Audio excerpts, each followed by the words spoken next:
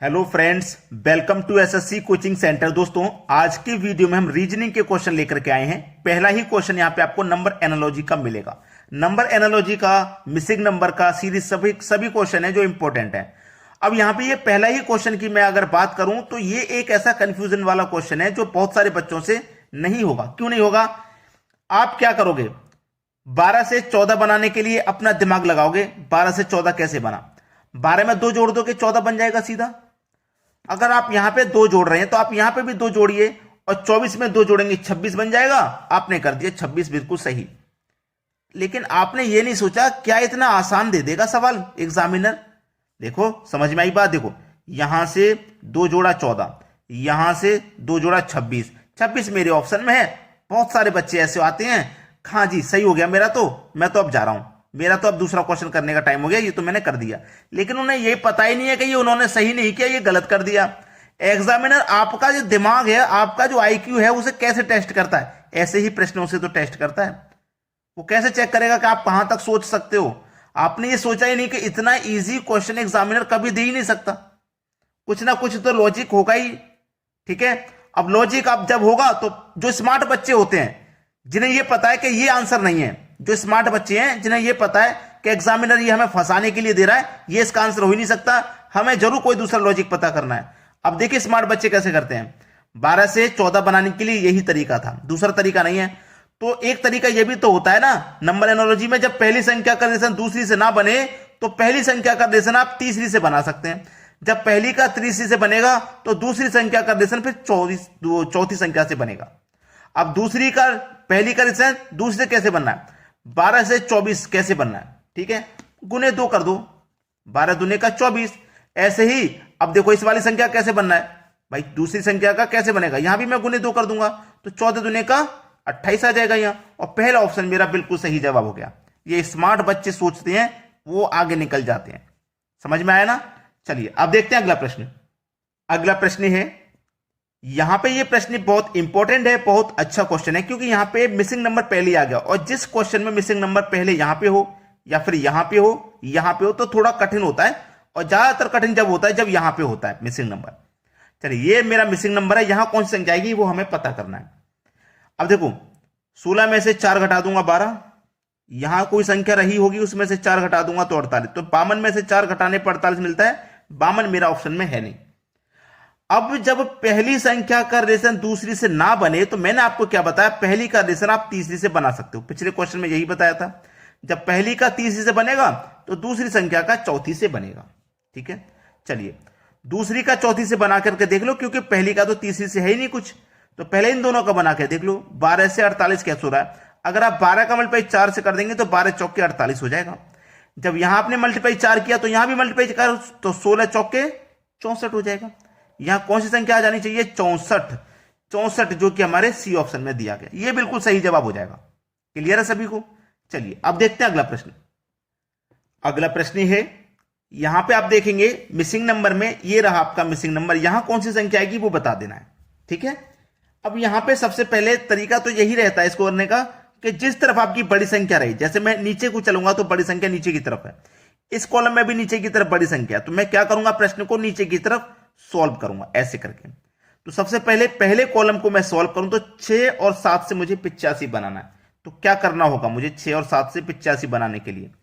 अगर मैं 6 का भी स्क्वायर कर दूं और 7 का भी स्क्वायर कर दूं तो क्या इसके पास तक पहुंच पाऊंगा? चलिए देखते हैं। अगर मैं 6 का स्क्वायर करूंगा तो 36 और 7 का स्क्वायर करूंगा 49, और दोनों को जब मैं जोड़ूंगा तो 6 और 9 15 का 5, कैरी का 1 आ जाएगा, कैरी का 1। ठीक है, एक कैरी का और 3 4 और 4 8, यानी कि 85 हो गया। मुझे 85 ही चाहिए था, मुझे मिल गया। यहां पे भी वही तरीका लगाऊं, दोनों का मैं स्क्वायर कर दूं तो 8 का स्क्वायर करूंगा 64 और 9 का स्क्वायर करूंगा 81, दोनों को जोड़ूंगा तो ये 5 हो जाएगा। 8 और 6 14, 145 हो गया। मुझे 145 ही चाहिए था, मुझे मिल गया। सेम लॉजिक यहां पे भी लगेगा भाई, यानी कि 12 का स्क्वायर कर दो 144 और 14 का स्क्वायर कर दो 196। अब जोड़ लीजिए, 6 और 4 10 का 0, कैरी का 1, कैरी का 1 आएगा भाई। ठीक है, कैरी का 1 और 4 5, 5 और 9 14, 14 का आ जाएगा 4, कैरी का फिर से 1, 1 और 1 2, और कैरी का 1 इसमें जोड़ दूंगा तो 3। ये हो जाएगा 340, यानी कि 340। 340 जो हमारे सी ऑप्शन में दिया गया। ये आपके क्वेश्चन का बिल्कुल सही जवाब है। अब देखते हैं अगला प्रश्न। अगला प्रश्न क्या कह रहा है, यहां पे आप देखेंगे इस प्रश्न को तो बड़ी संख्या ऊपर की तरफ आपको दिखाई देगी, यानी कि मैं क्या करूं, यहां पे नीचे से ऊपर की तरफ चलूंगा ऐसे, यहां पे नीचे से ऊपर की तरफ चलूं ऐसे, इसमें भी नीचे से ऊपर की तरफ चलूंगा क्या, ठीक है। अब यहां पे 9 और 5 से मैं 24 बनाने को जाऊं तो क्या बन जाएगा, बिल्कुल भी नहीं बन सकता भाई, कोई तरीका ही नहीं है बन जाए, कोई तरीका नहीं है 24 बन जाए ना। तो पिछले क्वेश्चन के जैसा मैं स्क्वायर करूंगा तो बहुत आगे निकल जाऊंगा, दोनों का स्क्वायर करके अगर मैं अंतर भी करता हूं, जैसे 9 का स्क्वायर करूंगा 81, 5 का स्क्वायर घटा दूंगा तब भी 24 पे नहीं आऊंगा, नहीं हो सकता ऐसा।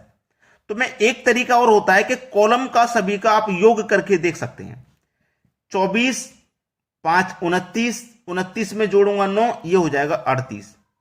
मैंने इस पूरे कॉलम को तीनों संख्याओं को जोड़ा है कॉलम की, मैं इसमें भी वही करूंगा, जोड़ूंगा 30 और 7 37, 37 में एक जोड़ूंगा 38।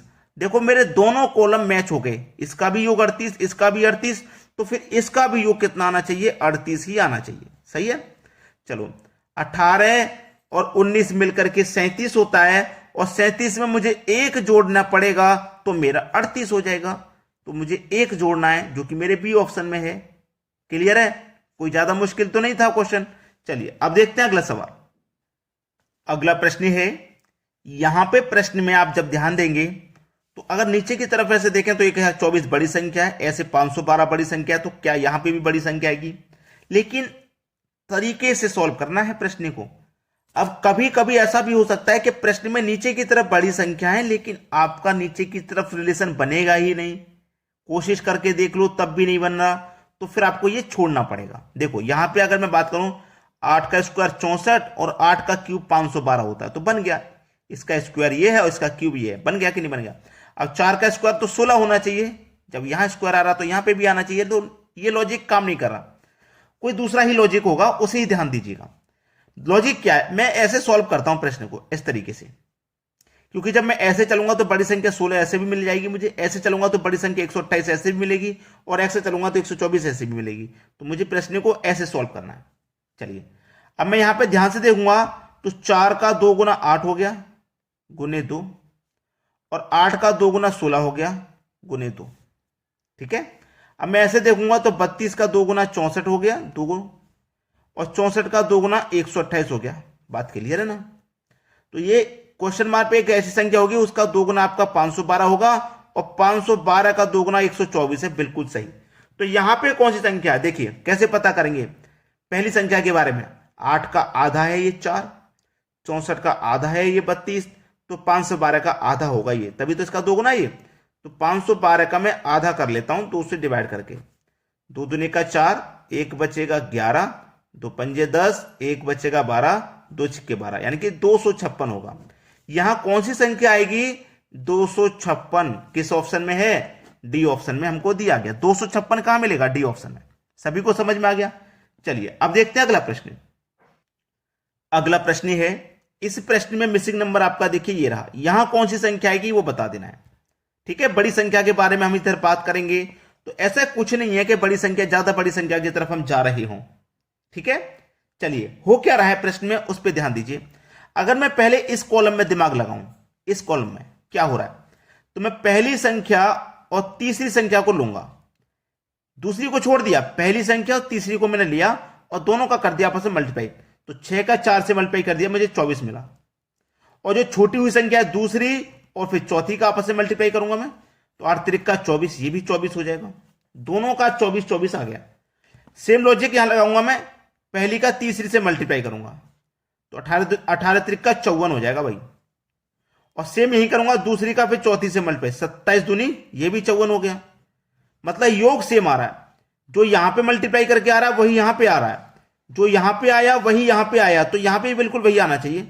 तो पहली का तीसरी से बाद में करेंगे, पहले दूसरी का चौथी से कर लेते हैं, 9 पंजे 45, तो इनका भी आएगा 45। तो 15 का मल्टीप्लाई कितने से करने पे 45 आ जाएगा, 15 त्रिक का 45 होता है, यानी कि 3 से, 15 त्रिक का 45, तो क्वेश्चन मार्क की जगह बड़ी आसानी से हमने पता लगा लिया 3 आ जाएगा, यानी कि सी ऑप्शन बिल्कुल सही जवाब है। अभी तक लाइक नहीं किया वीडियो तो लाइक कर दो भाई, शेयर कर दिया करो अपने सभी दोस्तों तक, ताकि ऐसे ही जानकारी उनको प्राप्त होती रहे, ठीक है। ठीक है दोस्तों, धन्यवाद।